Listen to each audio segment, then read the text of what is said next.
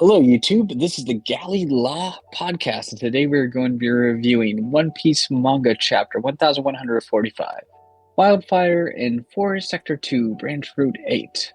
So, I am Akainu Fanboy, the other guy's Geboss. Leave your comments below, give your thoughts on this chapter, like and subscribe, all that jazz. So, we continue today where they're fighting off these nightmare manifestations, and the giants seem to be holding their own, and we see a homie here too, which is fascinating. He's getting used in the combat, and also we get some good Zoro and Sanji fights right in here, like a good combo. We don't really see too much of that, so that's pretty cool. I know, I was shocked about that. Well, I think it's kind of a callback to Little Garden, because they were hunting dinosaurs there, but they didn't team up. Correct. But so character development for the win. Yeah. But yeah, I was not expecting I forget, I think his name's Goldberg, this giant with the shield. I didn't expect him to have a homie shield. And yeah, I know that. Yeah, that's cool. Yeah, and you know what homie shields mean. There's always a potential for Big Mom to come back. 3 arcs, baby. 3 arcs. Yeah. But I do like the joke at the end where, like, oh, you guys know Zeus? He's one of the most exalted homies. Oh no, he's just a slave to Nami. It would be, just a quick side note, if Big Mom kind of stepped in his arc with Scopper and all the rest of them, I think would be kind of interesting. I just hope she doesn't freaking, I don't know, sidetrack everything, you know? See, here's what's gonna happen. She's gonna show up, fight the Holy Knights, because they're attacking children, and she's gonna go mother mode on them. Yeah, basically. No, I really hope that doesn't happen, but I do think that there could be some role for her to play in Elbaf. Do you think Sanji would have a reconnection with her? Because that didn't really happen in Wano. I'm not sure. Because I don't know if she would even know what's going on at Whole Cake, like with Pudding being kidnapped and everything, like Blackbeard attacked. Oh, not like that. I mean, like, in the sense, like, she's pissed off at the Giants for not, having that marriage, and then angry at, like, the Vince Smokes for not getting wiped out, too. Kind of like another failed marriage there as well, because they never got the technology. Yeah, maybe that could happen. But then again, I guess she wouldn't know if they didn't get the technology because they didn't capture them. Yeah. But she doesn't know they escaped, So there just never really was a continuation of Sanji and her interacting post Whole Cake. Yeah. So, anyways, so Loki updates them about humans from the world government, and he's saying, they're the ones that did this to me, and it seems to kind of get immediately, because again, there was like that cliffhanger with Loki, and now we're kind of like, it gets interrupted again with the comedy segment with Luffy, which I liked a lot, though. It was pretty funny. Yeah. That was actually really good. Yeah, I did think it was cool that we did see that Loki was confirming that the like, it doesn't seem like there's going to be any confusion about this, because I thought Luffy was going to get blamed for something, but it seems like no, like Loki's telling him that it's the Holy Knights, the people that look like Shanks, like everyone's getting on the same page and not having a misunderstanding, which is it's refreshing, because a lot of conflict can come from misunderstanding, but it seems like Oda's avoiding that. Yeah, and it's interesting because from what we know, Loki hasn't lied so far. Yeah. You said sorry, but I wasn't lying about that. which makes you think like, okay, is it gonna? When's this deceit gonna happen? You know, and so we see this interesting flashback with Whitebeard. What are your thoughts right here? You don't have to use that blade on that kid. Well, that's rocks, so. Yeah, but like, what were your general thoughts of right here? I thought it was an interesting parallel, because before the flashback, he's saying like, Loki says, "I suppose I understand how it feels to idolize a pirate you met when you were just a lad." So it's drawing that connection between him and Luffy, and once again, like he's saying that he wants to be like Nika and Joy Boy, and we get the one panel with him that was laughing like Nika. So it's looking like he's gonna be like a dark version of Luffy, but like more anti-hero more than straight up villain, you know? Which I'm kind of okay with, as long as it's not a pure ally thing. Yeah. But yeah, I was surprised it was Rocks of all people. Yeah, me too. I didn't see that coming. Yeah.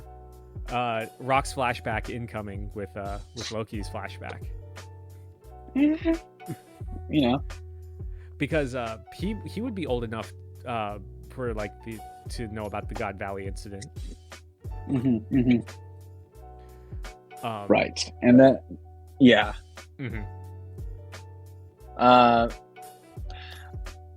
Yes, old enough for the God Valley incident and what happened to Rocks and losing your idol, and then who would the blame be put on for losing his idol if he cares that much, I guess? I mean, the only thing he seems to care about are the animals, animal friends, and then I guess now Rocks.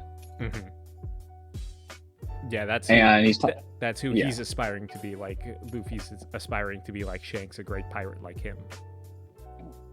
So, and so maybe we could take Loki at his word as he does want to destroy everything, like, and maybe that was similar to what Rocks wanted, Yeah.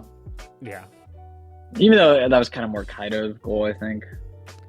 Well, I mean, he was with Rocks too, so there could be some sort of relation there too. But it would be interesting once we get the flashback with Rocks if his whole perspectives, like his worldview, gets put plain for us to see, and we can judge him on that, and that would recontextualize Loki's character as well. Do you think Loki would join Blackbeard? That would be interesting, but I don't think so. Because I think Blackbeard is looking to rule the world and Loki's looking to destroy it, which I think are going to be two separate things. They both bring a lot of destruction, though. Yeah. That's true. Yeah. So, and Blackbeard's more or less going to be going after Emu at one point, as we got from the Van Elder prediction with Saturn back in Egghead. So, I don't know. We'll got to see some thoughts to chew on here. I know some predictions we're putting out more than usual here, but so we see the combat with the Draugrs taking place. We see Rayleigh doing it, and he's talking about how these clones don't have the same power level of the things they copy and everything like that. So I thought that was kind of interesting. And then we see the fire continue with the students, and we see Go Jinbei come in and to help out. So it was cool to see some, Jinbei to get some shine and everything too, because I don't think he's in the Monster Trio, but I still think he should definitely get his panels, and so this was pretty good to see. I think you're skipping over that Saul beat up the Fenrir all by himself. That's true. Yeah, I mean, well, he's a former Marine, and the Marines are the best, so that's part of the reason why that's happening. Yeah, but But yeah, but the whole thing before Jinbei saves him with the current shoulder throw, Gunko's just kind of apathetic about the kids potentially being killed. Yeah. Which it's hard to get a read on Gunko's personality because she likes Brooke's music. She has like things that she likes, but she just seems apathetic about human life or giant life. I don't know if you've seen certain theories getting pushed in the community recently that she's going to betray the God's Knights and everything. But I don't know. I hope not. Because same. Yeah. But yeah, I do like that. Like you said, that Jinbei gets to shine and gets to save the kids, put out the fire and everything. And I think it's going to give the option for more people to shine towards the end with we have the weakling, no, not the weakling trio, but Brooke, Jinbei, so we do have like some fights that could potentially be happening here pretty soon. I think Nami could maybe put up a good fight against her. Actually, yeah, it's kind of funny that Brooke's right here in front of her though. Yeah. So I'm curious to see what happens there.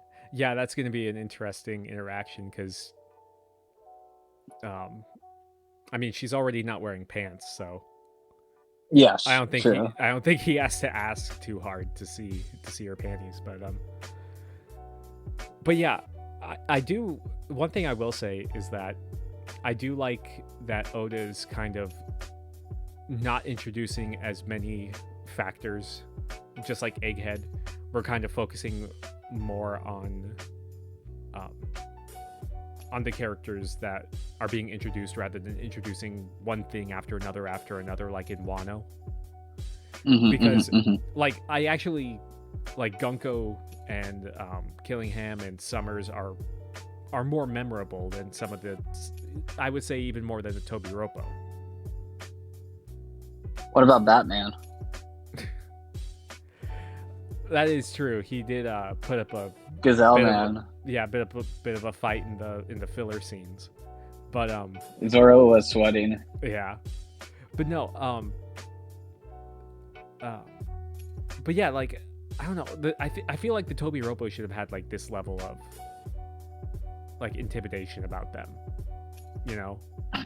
Yeah, and I hope the fights are, it could showcase more of their abilities, and I feel like there was more of a sense of danger too, with the like these kids getting killed and everything like that too. So, I thought that was pretty well done. So, I think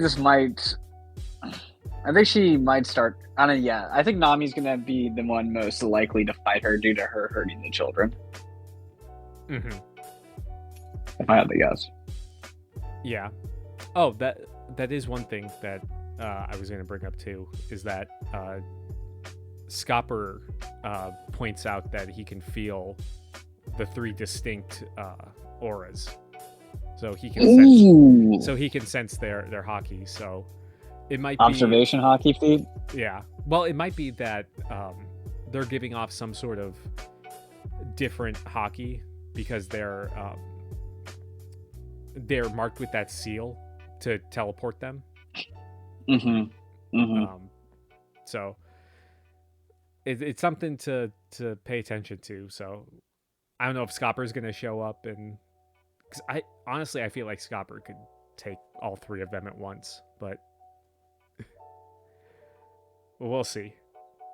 Yeah, no, I think you can annihilate them. I think this will just be a great time for just the weakling members to get some hits in. Maybe, who knows, maybe Jinbei gets a fight too. I also just love seeing Robin and Chopper together again. I think that's awesome, especially with Robin with the short hair. It's just like a great callback moment. Love it. Yeah. So yeah. I mean, 3 Holy Knights, 6 Straw Hats, 2v2s could work out. It could work, yeah.